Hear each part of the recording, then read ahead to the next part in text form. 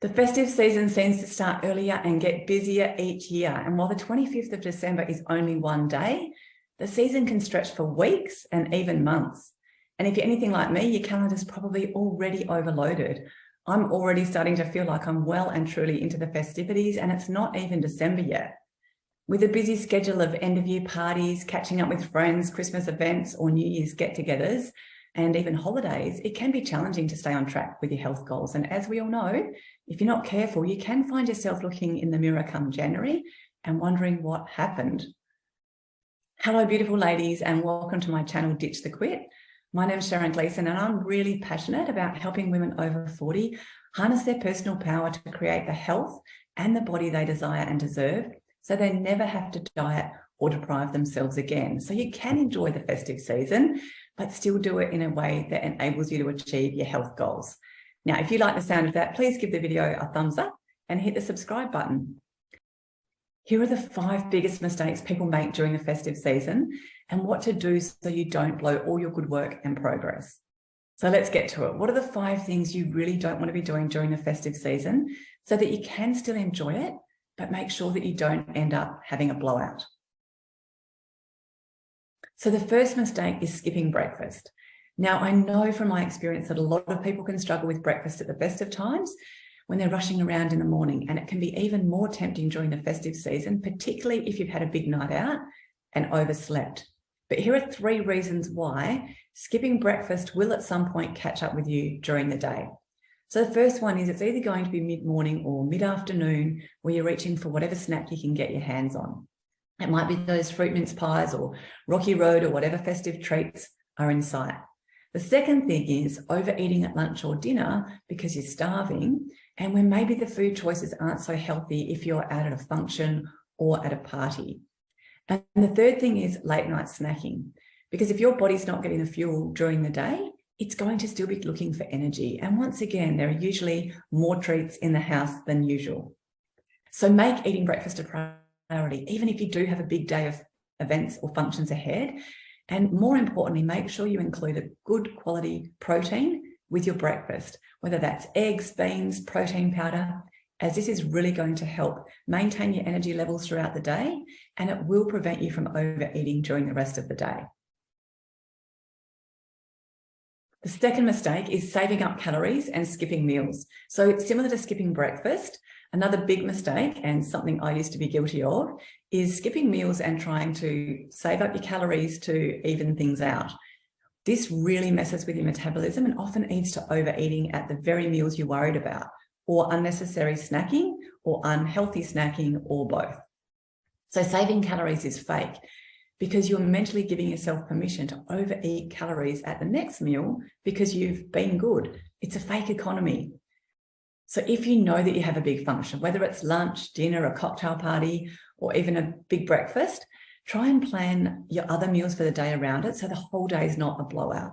And also think ahead to the next day so that you're not making unhealthy choices the next day after a big night out. So think about what breakfast and lunch you might have the next day so that you're not rolling out of bed and just eating the first thing that you feel like.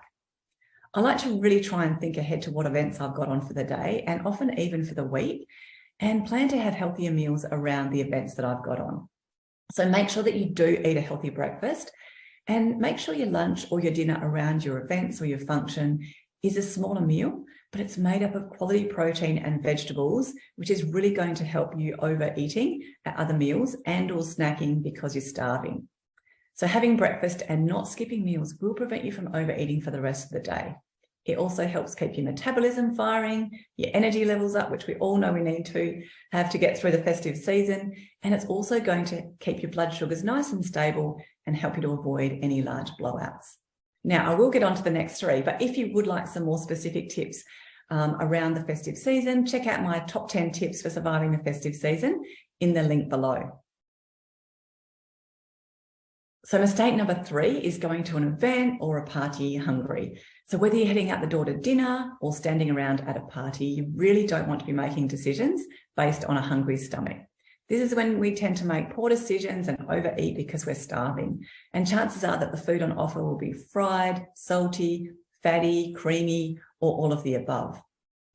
So avoid going out on an empty stomach.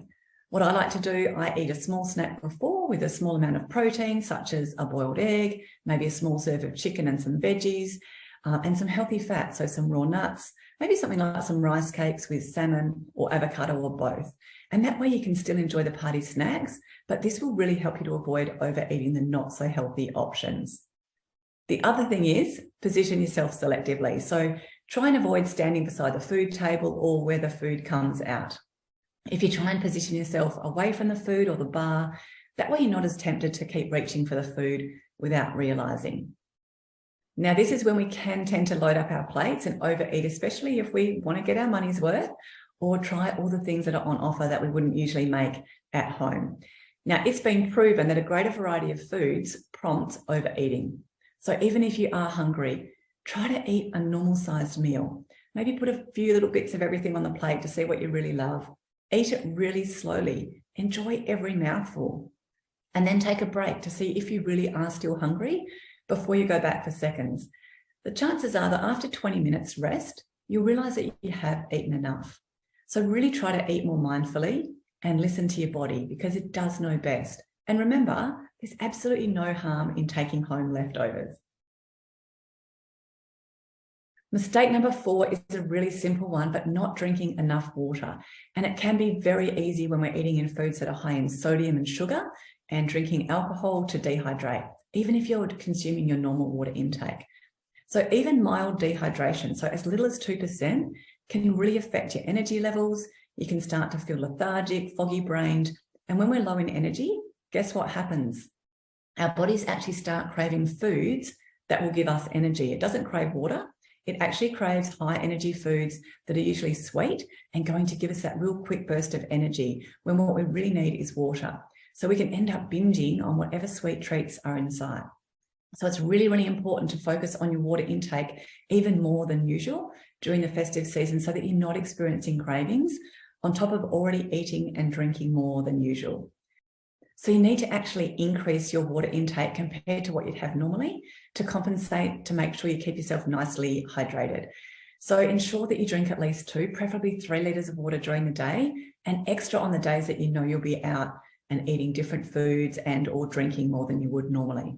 So try and, fill up a few water bottles in the morning and aim to drink them throughout the day, particularly if you know that you've got an afternoon or an evening ahead of eating and drinking.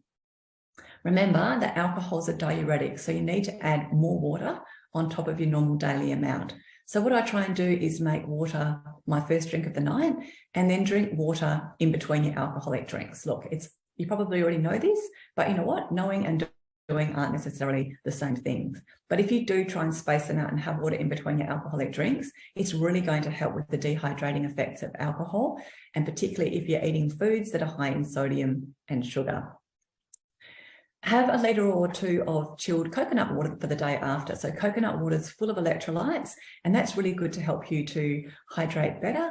Or the other thing that you can do is use a really good hydration supplement that's low in sugar and doesn't have artificial ingredients. I know for me, that's my go-to. And if you want to hit me up, I can really recommend an awesome hydration supplement if that's something that you're interested in. So keeping hydrated is going to help you maintain your energy levels. You're going to feel fresher, your skin will be glowing, and you won't feel so lethargic. And it also really importantly helps with controlling cravings and flushing toxins from your system. So your liver and your kidneys are really going to thank you for it. So mistake number 5 is skipping exercise. And it can be very easy when we're out of our usual routine to skip our workouts, our morning walks, our gym sessions. We can get tired. Our schedules are different than usual. We've got, events and late nights that can really interfere with our schedule. One missed session, a few late nights can roll into a week and then another week. And before you know it, it's been a month of no exercise. So whether it's walking, running, Pilates, PT, schedule it in and make it a priority and a routine. So aim to get it done and out of the way in the morning, as the evenings can fill up really quickly and you can often feel tired and less motivated at the end of the day. So the key really is to prioritize exercise and importantly, time block it in and make it not negotiable. So if your routine is different and your schedule of events interferes with your usual workouts, whether it's your walks, your gym sessions, etc., look ahead to your week and schedule it in somewhere else.